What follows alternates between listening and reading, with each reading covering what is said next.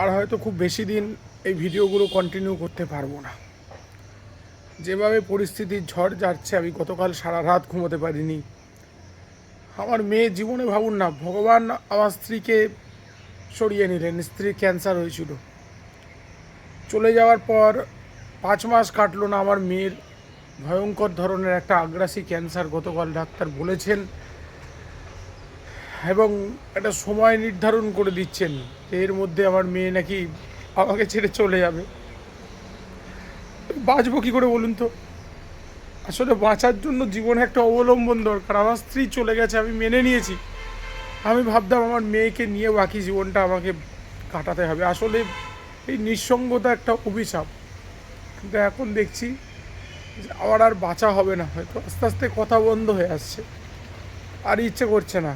তবুও আমি কেন করছি জানেন? অনেকে বলেন যে ভিডিও করছেন কেন, বলছেন কেন? ওরা অনেক দূরে আছে, সে মুম্বাইতে।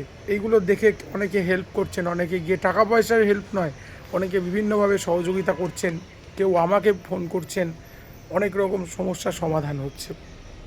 তো এইটা প্রধান কারণ। আর অনেকে আমাকে বলছেন, কর্মফলের দোহাই দিচ্ছেন। আমি তাদেরকে একটা তথ্য দিয়ে রাখি, এই মারণ ব্যাধির একটা কারণ আছে যেটা আমাদের অজ্ঞতার জন্য হয়। আমার স্ত্রীর ক্যান্সার হয়েছিল, আপনারা জানেন। স্ত্রীর বাবা মানে আমার শ্বশুর মশাইয়ের ক্যান্সার ছিল, তার মায়েরও ক্যান্সার ছিল। তাদের পারিবারিক একটি ক্যান্সারের ইতিহাস আছে। তো আমি আমার বিবাহের আগে একজন স্বনামধন্য ডাক্তার, তার নাম করতে চাই না, আমি তার কাছে গিয়েছিলাম। তাকে জিজ্ঞাসা করেছিলাম যে এই ধরনের বিবাহ নিয়ে এগোলে তাহলে কি পরবর্তী জেনারেশানে ক্যান্সার হতে পারে, বাবার থাকলেও কি মেয়ের হয়? উত্তরে তিনি আমায় বলেছিলেন এরকম কোনো সম্ভাবনা নেই। তিনি রক্তের কয়েকটি পরীক্ষা করতে বলেছিলেন আনন্দ করে বিয়ে করো। তো সেই বিয়েটা হয়েছিল, কিন্তু আমি আজকে দুর্ভাগ্যজনক, আমি হতভাগ্য যে ওরা আসে, ওরা থাকে না, ওরা চলে যায়। এখন আমি কীভাবে বাঁচবো আমি জানি না। আমি খুব চেষ্টা করছি বাঁচার, অন্ধকারে হারিয়ে যেতে ইচ্ছে করছে।